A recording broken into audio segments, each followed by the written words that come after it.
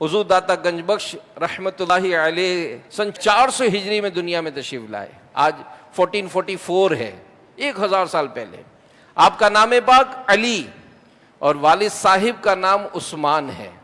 داتا حضور رحمت اللہ علیہ افغانستان کے علاقے غزنی کے رہنے والے ہیں، اور غزنی کا ایک محلہ حجویر، تو داتا حضور علیہ رحمہ اسی محلے میں رہتے تھے، اس لیے حجویری کہلاتے.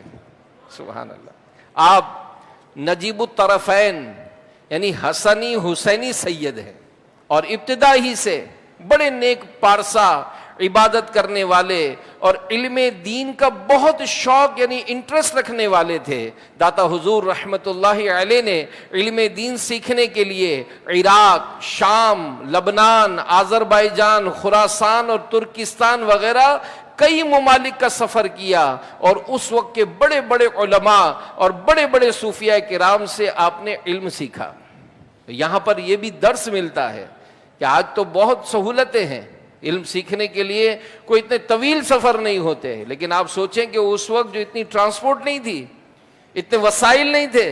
سفر کرنا اتنا آسان نہیں تھا، کھانا پینا دیگر سہولیات کی اتنی آسانیاں نہیں تھی، لیکن علم سیکھنے کا شوق دیکھیں کہ داتا صاحب رحمت اللہ تعالی علیہ نے اتنے سارے ملکوں میں سفر کیا، اور پھر تقریباً 34 ایئرز 34 سال کی عمر مبارک میں اپنے پیر صاحب شیخ ابو الحسن خطلی رحمت اللہ علیہ کے حکم سے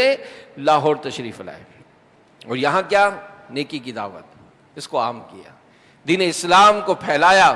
لوگوں کو قرآن و سنت کی تعلیم دی، اپنے اخلاق سے، اپنے کردار سے، کبھی بیانات فرما کر، کبھی کرامات دکھا کر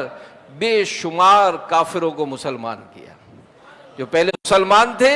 انہیں سنتوں کو پیکر بنایا، کئی عالم بنائے، کئی لوگوں کو اپنی تربیت میں رکھ کر ولایت کے مقامات پر فائز فرمایا. کم و بیش 30 ایئرز 30 سال کے مختصر سے عرصے میں سرکار داتا حضور رحمت اللہ علیہ نے بر صغیر میں انقلاب برپا کر دیا، اور پختہ قول کے مطابق آپ 465 سن ہجری 465 ہجری میں اس دنیا سے پردہ فرمایا، اور آپ کا مزار مبارک لاہور میں ہے، اور آپ کی نسبت سے ہی لاہور کو مرکز الاولیاء اور داتا نگر بھی کہا جاتا ہے.